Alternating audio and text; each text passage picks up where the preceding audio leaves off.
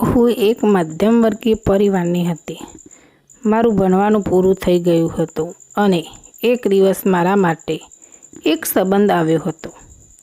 મારા પરિવારના સભ્યો સંબંધથી ખૂબ જ ખુશ હતા, કારણ કે છોકરાની નોકરી ખૂબ સારી હતી.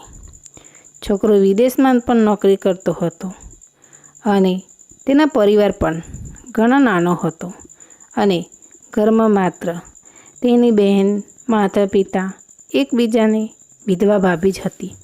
તે છોકરાના ભાઈના ઘણા સમય પહેલાં અવસાન થયું હતું. માતા પિતા ભાભીની છોકરીઓનું ભાઈનું ઘણા સમય પહેલાં અવસાન થયું હતું. તેથી તેની ભાભી વિધવા ભરીને તેમના ઘરમાં જ જીવન ગુજારી રહી હતી. તેને ફરીથી લગ્ન કરાયા હતા. મારા પરિવારના સભ્યો આ સંબંધથી ખુશ હતા, કારણ કે એવો સંબંધ નસીબદારને જ મળે છે. અને પછી આ સંબંધ જાતે જ અમારે ઘરે આવ્યો હતો. છોકરાના માતાએ પોતે પણ સંબંધ માટે કહ્યું હતું, કારણ કે તેને ક્યાંક મને લગ્નમાં જોઈ હતી અને હું તેને ખૂબ પસંદ આવી. તે જ રીતે તેને તમારા લગ્ન દીકરા સાથે કરાવવાનું નક્કી કર્યા. મારા પરિવારના સભ્યોએ છોકરાને જોતાની સાથે જ હા પાડી દીધી, કારણ કે છોકરાના પરિવાર પણ સારો હતો. તેની નોકરી પણ સારી હતી. છોકરો ભણેલો હતો. બધું એકદમ સારું હતું. આ રીતે મેં 5 મહિનામાં તે છોકરા સાથે લગ્ન કરી લીધા. મારા પતિનું નામ સાગર હતું. સાગરને પણ બહુ ખૂબ પસંદ આવી હતી. લગ્નની પહેલી રાતે સાગર અમને પોતાનો પ્રેમ વ્યક્ત કર્યો હતો અને કહ્યું હતું કે હું ખૂબ જ સુંદર. કહેતો હતો કે હું હંમેશા એક સુંદર છોકરી સાથે જ લગ્ન કરવા માગતો હતો. મેં તો તે છોકરીને જે જોજેને હંમેશા ઈચ્છા હતી. તેને મળ્યા પછી મને એવું લાગે છે જેને દુનિયાની બધી ખુશીઓ મને મળી ગઈ. અને પતિ તરફથી મારા વખાણ સાંભળીને હું મનમાં ખૂબ જ આનંદ અનુભવી રહી હતી અને પોતાને ભાગ્યશાળી માની રહી હતી. મારું લગ્ન જીવન ખૂબ જ સારું ચાલી રહ્યું હતું. મારી સાસુ અને જેઠાણીને ઘરના તમામ કામ કરતા હતા. આખો દિવસ સાસુ અને સસરાની સેવામાં વ્યસ્ત રહેતી અને લગ્નના દિવસોમાં તેણે મને કોઈ કામ કરવાની મનાઈ કરી હતી.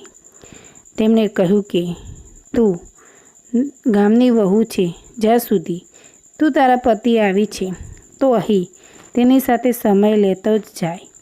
તેને ઘરનું કામ કરજે. પણ બહુ સારા હતા. હંમેશા મારા માથા પર હાથ રાખતો ને લગ્નના 20 દિવસ પછી મારા પતિ વિદેશ જવાનું હતું અને 20 દિવસ દરમિયાન મારા પ્રત્યે મારી સાથે ખૂબ સારું વર્તન કર્યું. તે મને ખૂબ શોપિંગ કરાવી. તે મને મારામાં ગયા હતા અને મારા કેટલાક સંબંધો તેમના ઘરે પણ ગયા અને 20 દિવસમાં મારા જીવનનો સૌથી સુંદર દિવસો હતા. તેમની યાદગાર બનાવવા માટે અમે અમારા મોબાઈલમાં ઘણા ફોટા મૂક્યા અને પછી આખરે મારા પતિનો વિદાયનો દિવસ આવી ગયો. એટલે કેવી રીતે રહીશ તે વિચારીને મને ખૂબ જ દુઃખ થયું. મારા પતિને સમજાવ્યું કે હું 1 મહિના પછી પાછો આવીશ અને આ વખતે હું સંપૂર્ણ 2 મહિના ફરીથી તારી સાથે લાંબો સમય. થોડી એકલી છે. જમવા ઘરમાં કેટલા લોકો છે. મારા પતિનું કહેવું સાચું હતું. મારા સાસુ સસરા હતા જે મને માતા પિતાની જેમ પ્રેમ કરતા હતા અને મારી જેઠાણી હતી જે એક બહેનની જેમ સારી સંભાળ આવતી હતી અને તે મને ખૂબ પ્રેમ કરતી હતી અને તેને મારી ખૂબ કાઢવી લીધી હતી. બીજા દિવસે જ્યારે મારા પતિ મને જવાનું કહ્યું ત્યારે ઉદાસ થઈ ગઈ. રાત્રે મારે તે દરમિયાન મારા સાસુમાં મને કહેવા લાગ્યા કે સાગર તેના કામે ચાલ્યો ગયો. હવે તું તારું ઘર પરિવાર પર ધ્યાન આપ. મને મારી સાસરે તો લાગી ન હતી, પરંતુ તે એકદમ સાચું કહેતી હતી. જો તે મારા લગ્ન થયા હતા અને કોઈ કામને સ્પર્શ કર્યો ન હતો. મારા પતિના ગયા હતા.